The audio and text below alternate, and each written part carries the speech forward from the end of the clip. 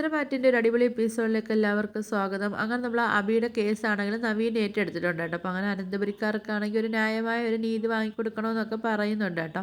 ആ സമയത്ത് നന്ദു ആണെങ്കിൽ അബിയെ ആണെങ്കിൽ കോടതിയിൽ ഹാജരാക്കാൻ വേണ്ടിയാണെങ്കിൽ നന്ദുവും പോകുന്നുണ്ട് കേട്ടോ. അപ്പോഴത്തേക്ക് എന്താണ് ആ കേസിൻ്റെ വിധിയും കാര്യങ്ങളൊക്കെ നടക്കാൻ പോകുന്നത്. അങ്ങനെ നമ്മൾ നവീനാണ് അബിക്ക് എതിരായിട്ടൊക്കെ വാദിക്കുകയൊക്കെ ചെയ്യുന്നത്. അങ്ങനെ നമ്മൾ അബിക്കെതിരെയുള്ള എല്ലാ കാര്യങ്ങളുമൊക്കെ നന്ദുവിൻ്റെ കൂടെ നിന്ന് എല്ലാ കാര്യങ്ങളും കണ്ടെത്തി സഹായിക്കുന്നതൊക്കെ നമ്മൾ നവീനാണ് കേട്ടോ. അങ്ങനെ നമ്മൾ നവീനാണ് കേട്ടോ അബിയുടെ കേസൊക്കെ പൊളിച്ചെടുക്കാൻ പോകുന്നത്. അങ്ങനെ നമ്മൾ അനാമിക അച്ഛനൊക്കെയാണ് നമ്മൾ അബിയുടെ ഭാഗത്ത് നിന്നൊക്കെ ഒരു കേസിൻ്റെ ഇതൊക്കെ കേൾക്കാൻ വേണ്ടിയൊക്കെ വരുന്നതൊക്കെ നമ്മൾ അനാമിക അച്ഛൻ. അപ്പോഴത്തേക്കാണെങ്കിൽ നമ്മൾ നന്ദു ഇങ്ങനെ ചിന്തിക്കുന്നു, ഓഹോ അപ്പോൾ ഇവരാണല്ലോ ഇവരുടെ കാര്യങ്ങളൊക്കെ എല്ലാം അറിയാൻ വേണ്ടിയൊക്കെ വരുന്നത്. പിന്നെ എങ്ങനെ ഇരിക്കും കാര്യങ്ങളൊക്കെ വെച്ചാൽ ഇപ്പോൾ അവർക്കൊരു ലാഭവും കാര്യങ്ങളും ഒന്നും കിട്ടുന്നതും ഇല്ലല്ലോ. അങ്ങനെ നന്ദു ഇങ്ങനെ ചിന്തിക്കുന്നുണ്ട്. അപ്പം അബിയേട്ടനെ കൂട്ടുപിടിച്ചിട്ടാണെങ്കിൽ സ്വർണ്ണക്കടയിൽ നിന്നൊക്കെ കുറേ പൈസയും കാര്യങ്ങളൊക്കെ തട്ടാൻ വേണ്ടിയായിരിക്കും അച്ഛനും മോളും ആണെങ്കിൽ ഇപ്പം അബിയേട്ടനെ കൂട്ടുപിടിച്ചിരിക്കുന്നതെന്നൊക്കെ ഇങ്ങനെ നമ്മൾ പിന്നെ നന്ദു ഇങ്ങനെ ചിന്തിക്കുന്നുണ്ട് കേട്ടോ. അപ്പോഴത്തേക്ക് പിന്നെ കുറേ ആണെങ്കിൽ വിവാഹമോചനം എന്ന് പറഞ്ഞ് കുറേ പൈസയൊക്കെ തട്ടാൻ വേണ്ടിയൊക്കെ നോക്കിയിട്ടാണെങ്കിൽ അതൊന്നും കിട്ടിയില്ലല്ലോ. അപ്പോൾ അതുകൊണ്ട്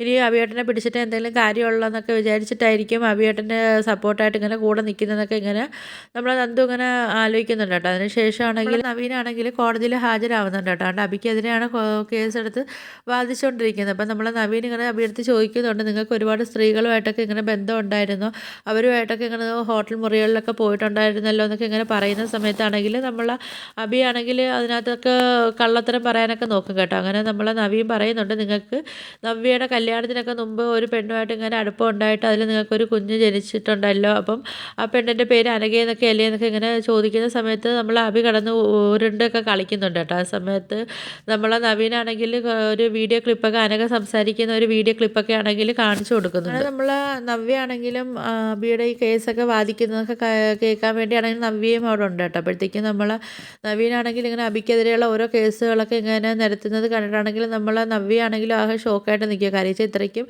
ഫ്രണ്ടായിട്ടുള്ള ഒരാളാണല്ലോ അബിയെക്കുറിച്ച് ഇങ്ങനെയൊക്കെ ഉള്ള കാര്യങ്ങളൊക്കെ ഇങ്ങനെ പറയുന്നുണ്ടല്ലോ. അപ്പം അനഘയുടെ കാര്യങ്ങളാണെങ്കിലും അങ്ങനെ എല്ലാ കാര്യങ്ങളും ഓരോന്നൊക്കെ അവിടെ നിരത്തുന്നത് കാണുമ്പോൾ നമ്മൾ നവ്യ ആണെങ്കിൽ ആകെ ഷോക്കായിട്ടൊക്കെ നിൽക്കുന്നുണ്ട് കേട്ടോ. പിന്നെ സ്വർണ്ണക്കടത്തിൻ്റെ കാര്യങ്ങളും ഒക്കെ നമ്മൾ നവീൻ ചോദിക്കുന്നുണ്ട് കേട്ടോ. അപ്പോഴത്തേക്കാണെങ്കിൽ നമ്മൾ അബിക്കാണെങ്കിൽ ഒന്നും പറയാൻ പറ്റാതെ ആകെ തലകുനിച്ചൊക്കെ നിൽക്കുക. അങ്ങനെ സ്വർണ്ണക്കടത്തിൻ്റെ കാര്യങ്ങളൊക്കെ ആണെങ്കിൽ നമ്മൾ നവീനാണെങ്കിൽ ഇങ്ങനെ പറയുന്നുണ്ട് കേട്ടോ. അപ്പോഴത്തേക്കാണെങ്കിൽ അവിടെ ഒരു മാനേജർക്ക് ഇങ്ങനെ കൈക്കൂലി പൈസയും കാര്യങ്ങളൊക്കെ കൊടുത്തിട്ടാണ് ഇങ്ങനെ അബി അയാളെ കൂട്ടുപിടിച്ചിട്ടൊക്കെ ഇങ്ങനെ ഓരോ കാര്യങ്ങളൊക്കെ ചെയ്തതെന്നൊക്കെ ഇങ്ങനെ ആ മാനേജർ തന്നെ അവിടെ കോടതിയിൽ പറയുന്നുണ്ട് കേട്ടോ. അപ്പോഴത്തേക്കാണെങ്കിൽ പിന്നെ നമ്മൾ അബിക്കാണെങ്കിൽ ഒന്നും പറയാനും പറ്റുന്നില്ല. ആ സമയത്താണെങ്കിൽ നമ്മൾ നവീൻ നോക്കുമ്പോഴത്തേക്ക് അനാമിക അച്ഛനും ഒക്കെ അവിടെ ഇരിപ്പുണ്ട് കേട്ടോ. അപ്പോഴത്തേക്കാണെങ്കിൽ നമ്മൾ നവീനാണെങ്കിൽ നേരെ കൈ ചൂണ്ടി അനാമികയ്ക്ക് നേരെ കൈ ചൂണ്ടിയിട്ട് പറയുന്നുണ്ട്, ഈ പെൺകുട്ടിയുടെ കേസായിരുന്നു കഴിഞ്ഞ പ്രാവശ്യം ഇവിടെ വാദിച്ചെന്നൊക്കെ ഇങ്ങനെ പറയുന്ന സമയത്താണെങ്കിൽ നവീൻ പറയുന്നുണ്ട്, പിന്നെ ഇങ്ങനെ ഇങ്ങനെ ആവാതിരിക്കും, ഇവരുമായിട്ടൊക്കെ അല്ലേ കൂട്ടെന്നൊക്കെ ഇങ്ങനെ കോടതിക്ക് മുമ്പിലാണെങ്കിൽ നവീൻ പറയുന്നുണ്ട്. അങ്ങനെ നമ്മളെ നവീനാണെങ്കിൽ അനാമികയുടെ കാര്യങ്ങളും പിന്നെ കോടതി പറയുന്നുണ്ട് കേട്ടോ. കഴിഞ്ഞ പ്രാവശ്യം ഇവരെ കേസാണ് ഇവിടെ പൊളിച്ചടുക്കിയത് എന്നൊക്കെ ഇങ്ങനെ പറയുന്നുണ്ട്. അപ്പം ഇവരെ ബാക്ക്ഗ്രൗണ്ട് അച്ഛൻ്റെ മോളെ അത്രയ്ക്കും മോശമായ ബാക്ക്ഗ്രൗണ്ടാണെന്നൊക്കെ ഇങ്ങനെ പറയുന്നുണ്ട്. പിന്നെ എങ്ങനെ ഇവർ നന്നാവുന്നതെന്നൊക്കെ ഇങ്ങനെ പറയുന്നുണ്ട് കേട്ടോ. പിന്നെ അതിന് ശേഷമാണെങ്കിൽ നമ്മളെ നവീനാണെങ്കിൽ നമ്മളെ ചന്തുമോളെ കാര്യങ്ങളൊക്കെ അവിടെ പറയുന്നുണ്ട് കേട്ടോ. അപ്പോഴത്തേക്ക് ആദർശേട്ടനാണെങ്കിൽ ഇവരെ ജീവിതം തകരാതിരിക്കാൻ വേണ്ടിയാണ് ആദർശേട്ടൻ അതൊക്കെ ഏറ്റെടുത്തതെന്നൊക്കെ ഇങ്ങനെ പറയുന്ന സമയത്താണെങ്കിൽ നമ്മളെ നവ്യയാണെങ്കിൽ ഇതൊക്കെ അറിയുന്നത് കേട്ടോ.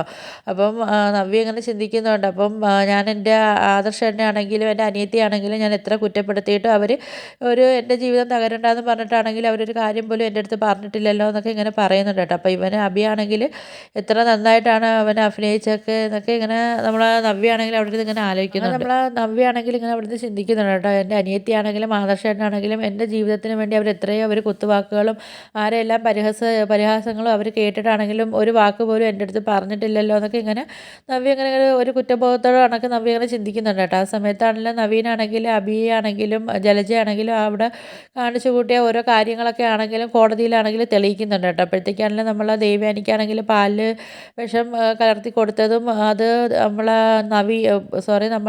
ജലജയും അബിയും ഒക്കെ ആയിട്ട് ഒത്തൊരുമിച്ചിട്ടാണ് ഇതൊക്കെ ചെയ്തതെന്നൊക്കെയുള്ള കാര്യങ്ങളും നമ്മളെ മുത്തശ്ശന് അറിയാത്ത കുറേ കാര്യങ്ങളൊക്കെ ആണെങ്കിലും നമ്മളെ നവീൻ അവിടെ ആണെങ്കിൽ തെളിയിക്കുന്നുണ്ട് കേട്ടോ. അങ്ങനെ നമ്മളെ നവ്യാണെങ്കിലും നമ്മൾ അബിയെടുത്തുള്ള സ്നേഹം കൊണ്ടൊക്കെ ആണെങ്കിലും അവിടെ കോടതിയിൽ വന്നത് കേട്ടോ. അപ്പോഴത്തേക്ക് കോടതിയിൽ അബിക്ക് കൂട്ടായിട്ടൊക്കെ സംസാരിക്കാനും കാര്യത്തിലൊക്കെ ആയിട്ടാണ് നമ്മൾ നവ്യ അവിടെ വന്നത്. പക്ഷേ നവ്യ അവിടെ നടക്കുന്ന ഓരോ കാര്യങ്ങൾ കേട്ടിട്ടൊക്കെ ആണെങ്കിൽ അബിയുടെ അടുത്ത് ഭയങ്കര ദേഷ്യത്തിലും അബിയെ കൂടുതൽ വെറുത്തിട്ടാണ് നമ്മളെ നവ്യ അവിടെ നിന്ന് കോടതിയിൽ നിന്നൊക്കെ പോകുന്നത് കേട്ടോ. അങ്ങനെ ലാസ്റ്റ് ആണെങ്കിൽ നമ്മളെ നവീനാണെങ്കിൽ അബിയാണെങ്കിൽ കോടതിയിലിട്ട് പിന്നെ പൊളിച്ചടുക്കുന്നുണ്ട്. നവീനാണെങ്കിൽ അബിക്കെതിരെയുള്ള ഓരോ തെളിവുകളും കാര്യങ്ങളും കൊണ്ടുവന്നിട്ടാണെങ്കിൽ അബിയാണെങ്കിൽ നല്ല രീതിയിൽ അവിടെ ഇട്ട് പൊളിച്ചെടുക്കുന്നുണ്ട് കേട്ടോ.